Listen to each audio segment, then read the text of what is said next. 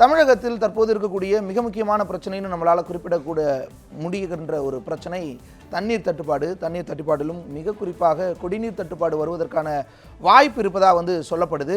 இந்த குடிநீர் தட்டுப்பாடு வருவதற்கான காரணங்கள் என்ன அப்படிங்கிறத பார்க்கும் பொழுது மழை பொய்த்து போகிறது ஒரு முக்கியமான பிரச்சனையாக இருக்குது. ஒவ்வொரு ஆண்டு காலமும் பருவமழை பொய்த்து போனால் ரொம்ப முக்கியமான பிரச்சனையாகவும் தண்ணீர் தட்டுப்பாடு ஏற்படுவதற்கான வாய்ப்பையும் அது உருவாக்கும். இந்த வருடம், அதாவது கடந்த 2016ஆம் ஆண்டு 60% அதிகமான அளவு மழை பொய்த்து விட்டதா வானிலை ஆய்வு மையங்கள் தெரிவிக்கின்றன.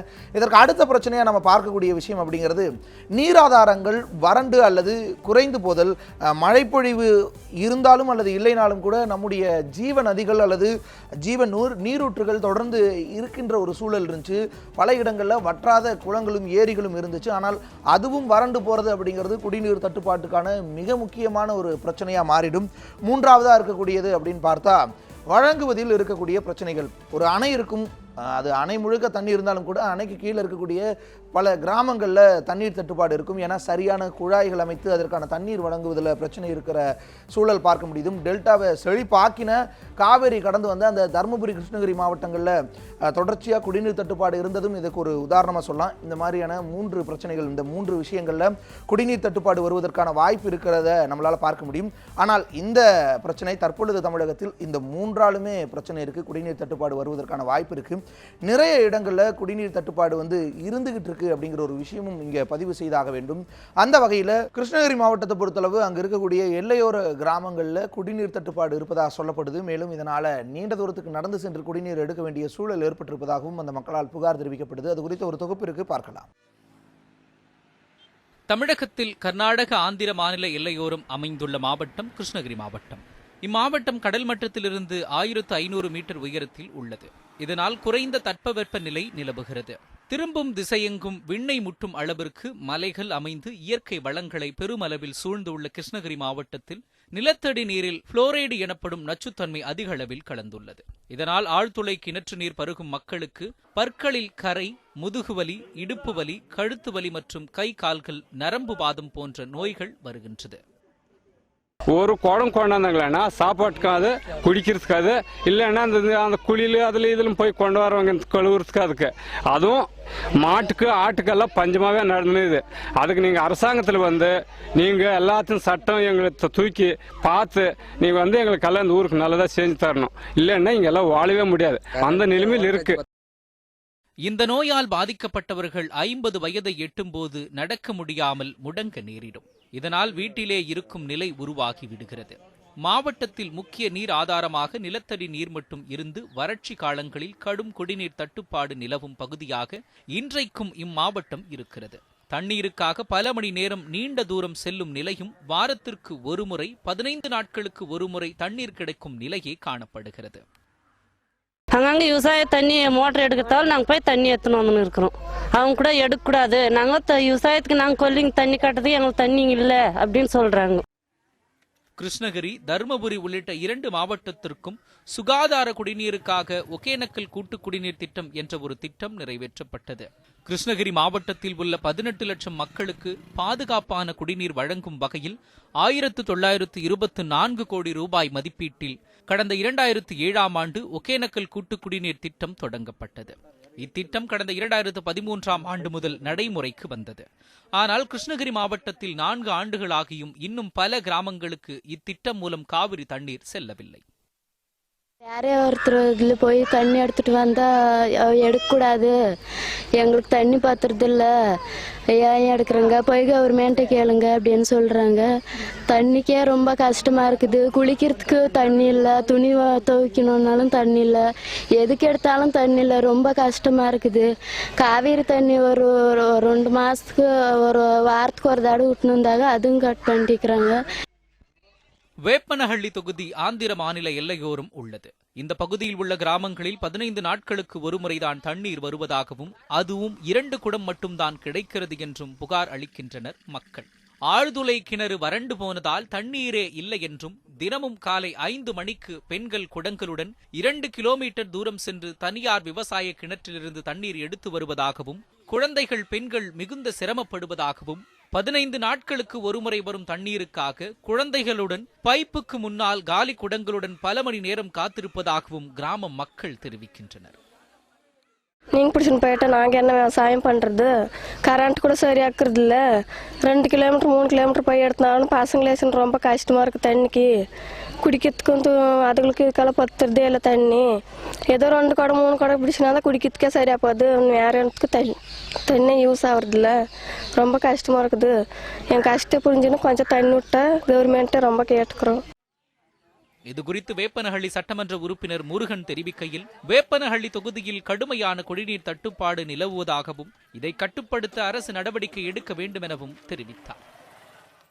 தயவு கூர்ந்து இந்த மாவட்ட ஆட்சித்தலைவர் அவர்களுக்கும் இந்த அரசாங்கத்திற்கும் எங்கள் தொகுதி மக்களின் சார்பாக நான் வைக்கின்ற வேண்டுகோள் என்னவென்று சொன்னால், இந்த மார்ச் மாதத்திற்குள் குடிநீர் பஞ்சம் பயங்கரமாக ஏற்பட இருக்கிறது.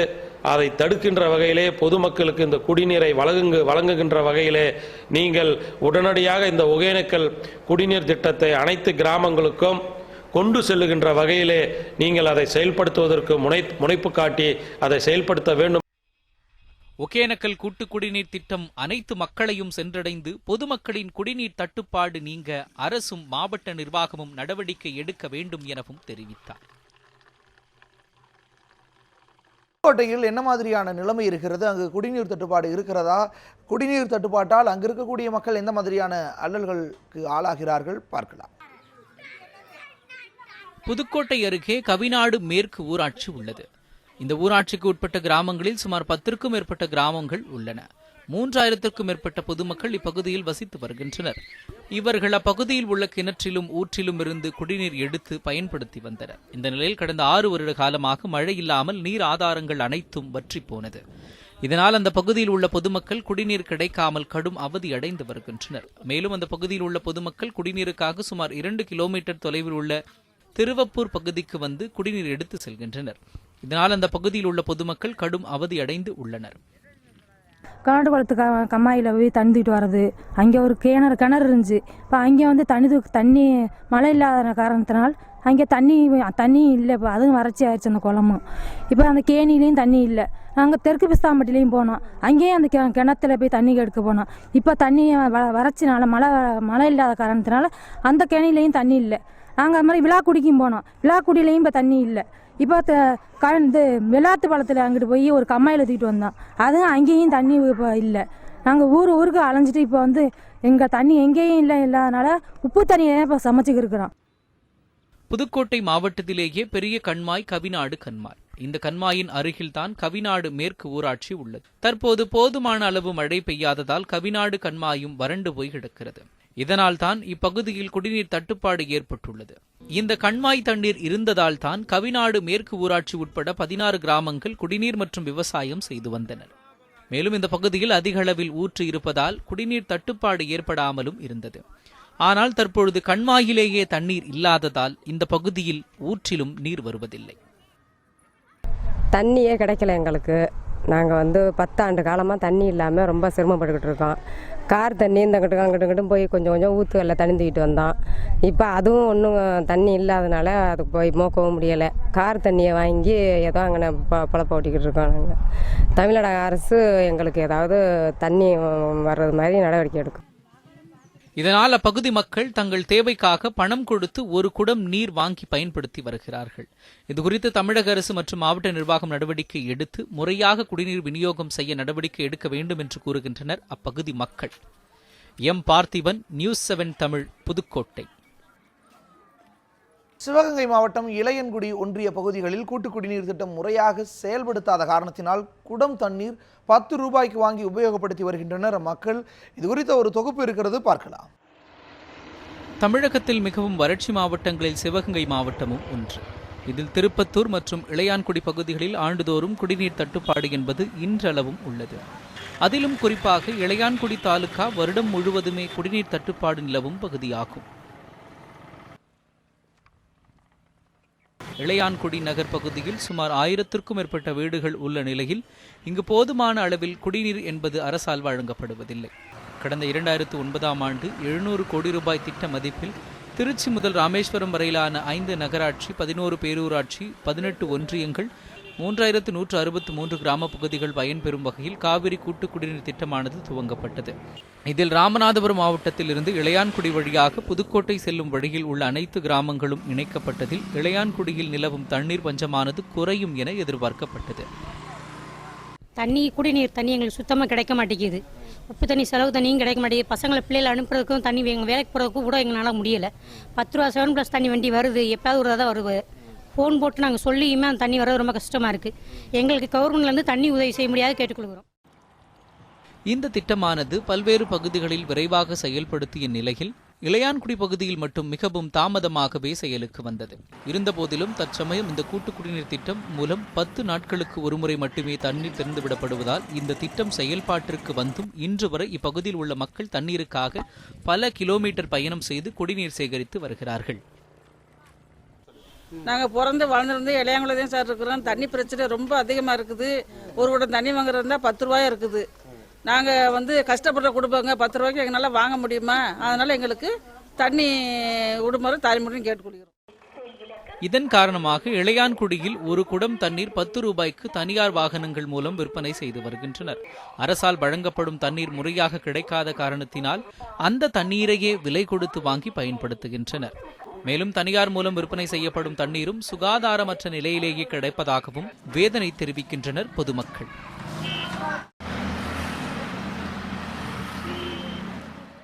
தண்ணி போகிறதுண்டா ரொம்ப தூரம் போக வேண்டியதாக இருக்குது. ஒரு குடம் அள்ளிட்டு வந்தால் கூட அது பத்த மாட்டேங்குது. வண்டியிலேயே 250 ரூபா தண்ணி வாங்கினா 20 குடந்தே வருது. அது ஒரு நாள் கூட எங்களுக்கு செலவழிக்க முடியல. இளையான்குடியை சுற்றியுள்ள கிராம மக்களின் கஷ்டம் வேறு விதமாக உள்ளது. இளையான்குடியை சுற்றியுள்ள பாவாக்குடி, பறைக்குளம், நெமிலி ஆகிய கிராமங்களைச் சேர்ந்த மக்கள் குடிநீருக்காக சுதந்திரத்திற்கு முன்னர் இருந்ததைப் போல் இன்றும் ஆற்றுக்குள் ஊற்று தோண்டி அதில் கிடைக்கும் நீரை சுமார் 3 மணி நேரம் செலவு செய்து சேகரித்து அதனை உபயோகப்படுத்தி வருகின்றனர்.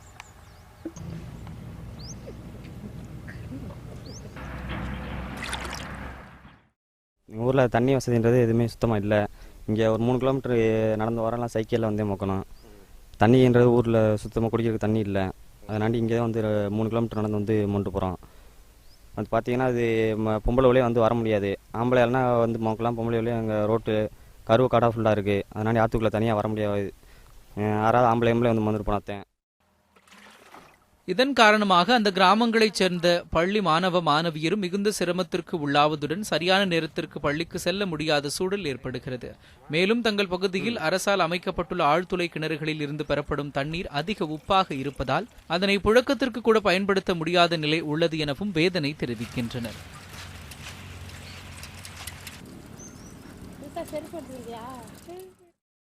காவிரி தண்ணி வந்துகிட்டு இருந்துச்சு. இப்போ காவிரி தண்ணி ஒரு 6 மாசமா இல்லை. இப்போ பசங்க இருக்கிற வீட்டில் பசங்க மோந்துக்கிறாங்க, பொம்பளை பிள்ளை இருக்கிற வீட்டில் பொம்பளை பிள்ளை வரா. ஆனால் பயந்துக்கிட்டு வராங்க. காலையில் வந்தோம்னா மோந்துக்கிட்டு போயிடுவோம். சாயந்தரம் வந்தால் இருட்டி போச்சுன்னா அங்கே பைக்கில் போகிறா வரா, வெறும் வேலிக்கருவியாக இருக்குது. அதனால நாங்கள் பயந்துக்கிட்டே என் தண்ணிக்கு வரோம். சர்க்கார்லேருந்து ஏதாச்சும் செஞ்சு எங்களுக்கு குடி தண்ணிக்கு உதவி பண்ணுவோம். மேலும் தங்கள் கிராமத்தில் அரசால் சுத்திகரிப்பு உபகரணங்கள் அமைத்து தரக்கோரி கடந்த 40 ஆண்டுகளாக பலமுறை மனு அளித்தும் இதுவரை நடவடிக்கை எடுக்கவில்லை என்றும் கூறுகின்றனர். எனவே உடனடியாக நடவடிக்கை எடுத்து இந்த குடிநீர் பஞ்சத்திற்கு உடனடி தீர்வு காண வேண்டும் என்பதே இப்பகுதி மக்களின் கோரிக்கையாக உள்ளது. நெல்லையிலிருந்து நம்முடைய செய்தியாளர் சுடலைக்குமார் இணைஞ்சிருக்கிறார். நெல்லையில் குடிநீர் தட்டுப்பாடு எந்த அளவுக்கு இருக்கு, இனி அவர் பதிவு செய்வார். திருநெல்வேலி மாவட்டத்தில் வடகிழக்கு பருவமழையானது பொய்த்ததன் காரணமாக மாவட்டத்தில் உள்ள 11 அணைகளும் வறண்டு காணப்படுகிறது. குறிப்பாக மாவட்டத்தில் உள்ள பிரதான அணைகளான பாபநாசம், மணிமுத்தாறு, சேர்வலாறு இந்த 3 அணைகளிலும் தற்பொழுது நீர்வரத்தானது குறைந்து வறட்சியாக காணப்படுகிறது. குறிப்பாக பாபநாசம் அணையில் 28 அடி கனநீர் தான் தண்ணீர் இருக்கிறது. இந்த பாபநாசம் அணையிலிருந்து 100 கன அடி நீர் மட்டுமே குடிநீருக்காக திறக்கப்படுகிறது. தூத்துக்குடி, திருநெல்வேலி, கன்னியாகுமரி, விருதுநகர் உள்ளிட்ட 4 மாவட்டங்களுக்கும் இந்த வற்றாத நதியான தாமிரபரணி நதியின் மூலம்தான் குடிநீரும் மற்றும் விவசாயத்திற்கான கொடுக்கப்பட்டு வருகிறது. இந்த பருவமழை பொய்த்ததன் காரணமாக விவசாயம் மட்டுமின்றி தற்பொழுது குடிநீரும் தட்டுப்பாடு ஏற்பட்டுள்ளது. குறிப்பாக திருநெல்வேலி மாவட்டத்தில் மட்டும் மிகப்பெரிய அளவில் தட்டுப்பாடு ஏற்பட்டுள்ளது. தூத்துக்குடிக்கு செல்லக்கூடிய குடிநீர் குழாய்கள், உறைகிணறுகள் அனைத்துமே இன்று முதல் நிறுத்தப்பட்டு அங்கு தண்ணீர் விநியோகம் முற்றிலுமாக நிறுத்தப்பட்டுள்ளது. திருநெல்வேலி மாவட்டத்தை பொறுத்தவரையில் ஆற்றுப்படுகை ஓரத்தில் உள்ள பகுதிகளில் வாரத்தில் வாரத்திற்கு ஒரு முறை வருகிறது. மற்றபடியாக தாமிரபரணி நதியின் மிகவும் தூரத்தில் உள்ள அனைத்து பகுதியிலுமே தற்பொழுது 2 வாரத்திற்கு ஒரு முறை, அதாவது 15 நாட்களுக்கு ஒரு முறை தான் தண்ணீரானது கிடைத்துக் கொண்டிருக்கிறது. இந்த சூழல் தான் திருநெல்வேலி, தூத்துக்குடி ஆகிய 2 மாவட்டங்களின் குடிநீர் பற்றாக்குறையானது மிகவும் ஒரு பெரிய பாதிப்பை ஏற்படுத்தியுள்ளது பொதுமக்களிடையே. குறிப்பாக தற்பொழுது நான் நின்று கொண்டிருக்க பகுதியானது திருநெல்வேலி மாவட்டம் கருவந்தா என்ற கிராமத்தில் இருந்து கொண்டிருக்கிறேன். அதாவது இங்கு குடிநீரானது வாரத்திற்கு ஒரு முறை மட்டுமே வருவதாக கூறுகின்றனர். மேலும் 15 நாட்களுக்கு ஒரு முறையும் இவ்வாறாக மாறி மாறி தண்ணீர் வருவதாக கூறுகின்றனர். அதுவும் போதிய அளவு தங்களுக்கு குடிநீரானது கிடைக்கவில்லை. இங்கிருந்து காசுக்கு, அதாவது பணம் செலுத்திய நாங்கள் குடிநீரை வாங்கி வருவதாகவும் அவர்கள் குற்றச்சாட்டு தெரிவித்துள்ளனர். இது குறித்து நம்முடைய பேசுவதற்காக இந்த பகுதியைச் சேர்ந்தவர் மக்கள் நம்மோடு இணைந்திருக்கிறார்கள். அம்மா வணக்கம். உங்க இந்த கிராமத்தில் எவ்வளவு குடும்பங்கள் இருக்கீங்க? எத்தனை நாட்களுக்கு ஒருக்க தண்ணீர் வருது? இந்த தண்ணீர் பற்றாக்குறை 10 நாள் ஆயிரும், ஒரு வாரம் 10 நாள் ஆகும். ஒரு குடம் தான் தண்ணி வரையில, ஒரு குடம் தான் கிடைக்கும். அது ஒரு மண்டியா வந்துடும். குடி தண்ணியே கிடையாது. நாங்கள் விலைக்கு வாங்கி தான் ஒரு குடம் 5 ரூபான்னு தண்ணி வாங்கி தான் குடிக்கும். எது நடவடிக்கை எடுத்து எங்களுக்கு நல்லபடியாக செஞ்சு தரணும். நாங்கள் அதை கேட்டுக்கொள்ளுதோம். நீங்கள் சொல்லுங்கம்மா. அதாவது இந்த பகுதியில் குடிநீர் மட்டும் இல்லாமல் பக்கத்தில் ஆறு குளங்கள் ஏதாவது இருக்கா? இங்கேருந்து தண்ணி எடுக்க ஏதாவது போயிருக்கீங்க? எங்களுக்கு ஆறு குளம் எதுவுமே எங்களுக்கு இல்லை. நாங்கள் தண்ணி விலைக்கு தான் வாங்கிக்கிட்டு இருக்கோம். தண்ணி பிரச்சனை ரொம்ப இதாக இருக்குது. நீங்கள் தான் எங்களுக்கு நல்ல முறையில் தண்ணி பார்த்து கொடுக்கணும்.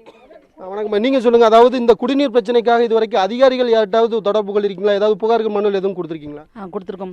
திருநெல்வேலி மாவட்டம் விகேபுதிர் தாலுகாவை சார்ந்த கருவந்தாவில் கடந்த 4 ஆண்டுகளாக குடிநீர் தண்ணி மிகவும் தட்டுப்பாடாக உள்ளது. பல முறை ஊராட்சி ஒன்றியங்களிலும் கிராம சபை கூட்டங்களிலும் மற்றும் மாவட்ட ஆட்சித்தலைவர் அவர்களுக்கும் நாங்கள் தண்ணீரை இங்கிருந்து எடுத்துக்கொண்டு போய் அங்கே கொண்டு காட்டியும் அவர்கள் அதுக்கான எந்த நடவடிக்கையும் இல்லை. மிகவும் இந்த ஜனங்கள் குடி தண்ணீருக்காக மிகவும் பாதிக்கப்பட்டு உள்ளார்கள்.